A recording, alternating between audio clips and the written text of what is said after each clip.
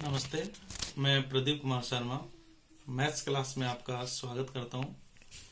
और मैंने ये देखा है कि YouTube पर आपको इंग्लिश मीडियम के हजारों चैनल मिल जाएंगे, हजारों प्रकार से आपको समझाते हुए मिल जाएंगे, लेकिन मैं आपको हिंदी मीडियम में आज त्रिकोणमिति के बारे में समझाऊंगा, जो बड़ा सरल तरीका होगा और अच्छे से अच्छा आप उस क्वेश्चन को बोर्ड में कर पाएंगे। इसलिए आप मेरे साथ जो ट्रिक्स मैं आपको बताऊं उसको बड़े ध्यान से आप देखें और सुनें। देखिए, सबसे पहले अपन इसमें लेंगे, आज अपन जो चर्चा कर रहे हैं वो है त्रिकोणमिति, ट्रिग्नोमेट्री। अगर इस चीज को आप अगर समझे, वैसे 9th में भी आ जाता है, लेकिन अगर 10th में इसमें 3 चैप्टर आपके ऐसे हैं, 3 एक्सरसाइज ऐसी है जो त्रिकोणमिति पर आधारित है, जिसमें एक्सरसाइज 6, एक्सरसाइज 7 और एक्सरसाइज 8, ये तीनों इस पर डिपेंड करती है। तो मैं आपको 0 से शुरू कर रहा हूं कि त्रिकोणमिति आप किस प्रकार से तैयार करें कि 10th में आपका अच्छा सिलेबस हो। तो देखिए, सबसे पहली बात इसमें है कि इसमें 6 थीटा याद करने होते हैं। तो उसको अपन देखते हैं। पहला होता है sine theta, cos theta, tan theta, cot theta, sec theta, cosec theta. इनको आप क्रम से याद कर लें। और जो आपकी 6वां चैप्टर जो होगा इसका, वो इसी पर आधारित होगा। और उसमें अपने को सबसे पहले एक टेबल याद करनी होती है 0 डिग्री से लेकर 90 डिग्री के बीच में। तो उसको देखो, आपको मैं यही समझा देता हूँ, बड़ा सरल तरीका है। थीटा ये होते हैं 6 और डिग्री भी इसकी निश्चित है, वो भी आप यहाँ देखें। 0 डिग्री, 30 डिग्री, 45 डिग्री, 60 डिग्री और 90 डिग्री, ऐसे आप लिख लें। अब हमें देखिए, इसमें थीटा हो गए 1 2 3 4 5, तो हमें 5 मानों की आवश्यकता पड़ती है। अगर इसी को अपन समझेंगे तो बहुत सारी चीजें एक साथ समझ में आ जाएंगे। तो देखिए क्या करें इसमें। सबसे पहले हमें चाहिए 5 अंक। तो देखिए, अगर मैं आपसे पूछूं कि 0 के बाद में क्या आता है, तो आप कहेंगे 1, जबकि ऐसा नहीं होता। हमें 5 संख्याएं 0 से लेकर 1 के बीच की लेनी है। तो उसको लेने का सीधा तरीका, यदि आप भूल भी जाएं तो देखो कैसे लेंगे। आप 0 से लेकर 4 तक की काउंटिंग लिखते हैं। मैं ये वो ट्रिक बता रहा हूं जिसमें आपको 5 अंक कौन से लेने हैं, वो कैसे प्राप्त करें। बड़ा अंक 4 है, प्रत्येक में आप 4 का भाग दे दें। जैसे आप भाग देंगे तो आपको पता है कि 0 में किसी भी संख्या का भाग दें 0 आएगा। ये 1/4 ऐसे रहेगा, ये कट करके हो जाएगा 1/2, 3/4 ऐसे रहेगा, और ये कट करके हो जाएगा 1। यानी हमें 0 से लेकर 1 के बीच में 3 संख्याएं और मिल गई। 0, 1/4, 1/2, 3/4, 1। इनको आराम से याद किया जा सकता है। भूल भी जाए तो आप इस ट्रिक से निकाल सकते हैं। दूसरी बात, ये मैं रफ काम बता रहा हूं आपको। इसके बाद ये जो 5 अंक हमारे पास हैं, उनमें एक छोटा सा, क्योंकि इनका हमें वर्गमूल करना होता है, तो मैं कुछ चीजें आपको थोड़ा सा और बता देता हूं। जैसे 0 है, इसका यदि आप वर्गमूल करें तो 0 का वर्गमूल हमेशा 0 होता है, ध्यान रखना। 1 का वर्गमूल 1 होता है। और जिस संख्या का वर्गमूल नहीं हो, हम उसको ऐसे कैसे काम में लेंगे, पूरा वर्गमूल होना चाहिए। ऐसे ही 3 का वर्गमूल, यानी 3 का वर्गमूल √3 ही होता है। अब मैंने देखो, ये जो संख्या काम में आने वाली थी सारी संख्या मैंने आपको बता दी।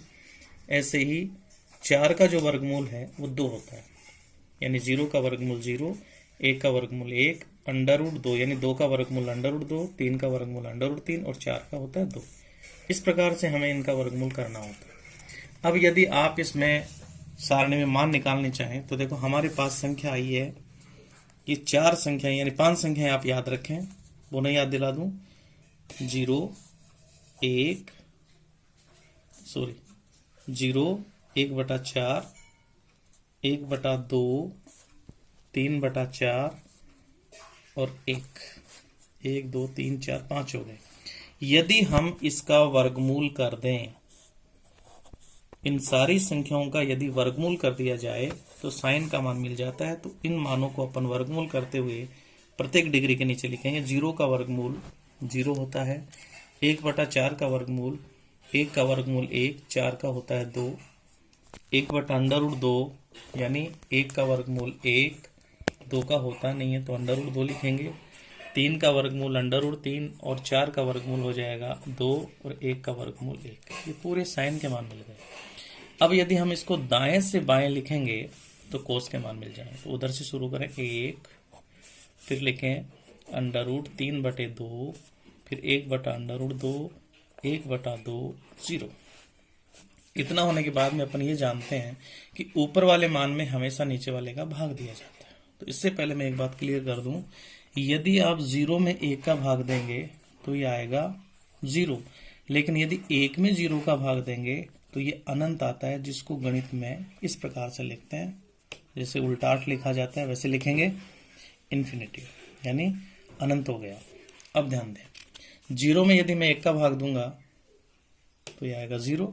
इसमें यदि आप भाग देते हैं तो सीधा तरीका है कि नीचे वाली संख्या 2 से 2 कट जाएगा तो ऊपर आएगा 1, नीचे बचेगा √3।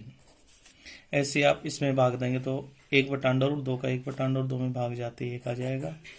2 से यहाँ 2 कट जाएंगे तो ऊपर बचेगा √3, बटे में 1 आएगा, लिखने की आवश्यकता नहीं है। और 1 में 0 का भाग देते हमें पता है अनंत आता है। फिर इसको दाएं से बाएं लिखें तो कोट का मान प्राप्त हो जाएगा, अनंत √3 1, 1/√3 0। अब हमें ये ध्यान रखना है कि जो सेक होता है वो हमेशा कोस का उल्टा होता है। तो कोस के उल्टा लिख देंगे तो मान आ जाएगा, सेक का मान आएगा 1/1 होता है तो इसका उल्टा 1 होगा। √3/2 का उल्टा हम लिखेंगे 2/√3, इसका लिखेंगे √2। 1/2 का उल्टा होगा 2, और मैंने पहले बताया था कि हर संख्या के नीचे 1 होता है तो 0/1 यानी इसका उल्टा लिखेंगे तो ये आएगा अनंत। फिर इसको अपन दाएं से बाएं लिखेंगे तो कोसेक थीटा का मान हमें प्राप्त हो जाएगा। तो इस प्रकार से हम ये सारे सारणी के मान निकाल सकते हैं। और इसकी एक सेकंड मेथड और है, साइन का मान वही बताया, 5 मानों का वर्गमूल, फिर बाएं से दाएं लिखते हैं कोस, ऊपर वाले में नीचे वाले का भाग देते ही 10 हो जाएगा। लेकिन अगर थोड़ा सा और याद रखें तो ऐसे भी याद कर सकते हैं, कोट हमेशा 10 का उल्टा होता है। तो देखिए 0 का उल्टा अनंत, 1/√3 का उल्टा √3, 1/1 का उल्टा 1 होगा, √3 का उल्टा 1/√3 होगा, इन्फिनिटी होगा 0 होगा। ऐसे सेक को मैंने बता दिया, कोस का उल्टा 1 का उल्टा 1, ये हो गया 2/√3, ये हो गया √2, ये हो गया 2 और ये हो गया अनंत। और कोसेक जो होता है वो साइन का उल्टा होता है। कोसेक जो होगा वो साइन का उल्टा, तो 0 का उल्टा है अनंत, ये 2 हो जाएगा, ये √2 हो जाएगा और ये 2/√3 और 1। इस प्रकार से अपन शॉर्ट विदेशी सारणी को तैयार कर सकते हैं। 1-2 बार आप अभ्यास करोगे बड़े अच्छे ढंग से याद हो जाएगी। पहली बात तो ये। दूसरा, हमें कुछ सूत्र याद रखने होते हैं। तो यदि आप लाल बट्टा कक्का याद रखें, क्योंकि इसमें पूरा समकोण त्रिभुज काम करेगा, तो लाल बट्टा कक्का आप लिख दें और ऐसे मान के चलें कि 6 भाई थे, झगड़ा हो गया और इसका बंटवारा हो गया 3 भागों में। तो L का मतलब लंब और K का मतलब कर्ण, A का मतलब आधार, K का मतलब कर्ण, L का मतलब लंब, A का मतलब आधार। इसको याद करने का शॉर्ट तरीका है कि पहले पार्ट को हम दे देते हैं साइन थीटा का नाम, बीच वाले को दे देते हैं कोस थीटा और इसको टेन थीटा। तो देखो अपने आप याद हो गया। यदि अपन बाएं से दाएं चलते हैं तो हम इसको ऊपर से नीचे पढ़ेंगे, जैसे साइन थीटा लंब बटा कर्ण, कोस थीटा आधार बटा कर्ण, टेन थीटा लंब बटे आधार। और यदि आप दाएं से बाएं आते हैं, जैसे दाएं से इधर बाएं की तरफ आएंगे तो हम इसे उल्टा पढ़ेंगे, उल्टा पढ़ना शुरू कर देंगे। तो ये हो जाएगा कोण थीटा, ये हो जाएगा सेक थीटा और ये हो जाएगा कोसेक थीटा। कोण थीटा आधार बटे लंब, सेक थीटा कर्ण बटे आधार और कोसेक थीटा कर्ण बटे लंब। तो इस ट्रिक से आप ये सारे 6 थीटा लंब आधार कर्ण में ज्ञात कर सकते हैं। साथ ही कुछ चीजें देखो, मैं आपको ट्रिक और बताता हूं कि हमें कुछ सर्व समीकरण हल करनी होती हैं, तो उनके फार्मूले कैसे याद रखें।